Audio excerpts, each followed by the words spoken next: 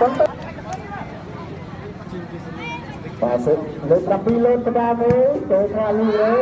17លើឲ្យលើ6ទឹកបាទការស្វែងវាបានលើ5លើ3លើឲ្យលើ6ទឹកវិញបាទទៅដល់មកទៅអាចចេញពីប្រពន្ធរោម23បាទលើ7លើក្បាលមួយបាទចូលថាលើ13បាទ7លើ18ទៅវិញបាទលើ8ទៅលើឲ្យលើ6បុនហើយអត់បាយបាំងទេម៉ៃទៅលើ17លើឲ្យខ្សែត្រង់ល្អណាស់បាទខ្សែត្រង់គឺណា22ចូល22 22បាទចូលកញ្ញាលើ8លើឲ្យលើ7ទៅទៅ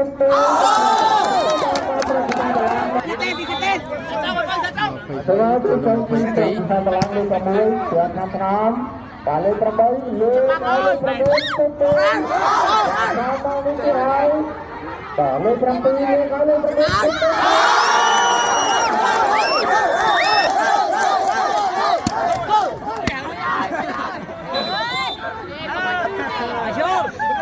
6 ជួយចរាចរណ៍តាមចូលកញ្ញាលើ6 8លើឲ្យលើ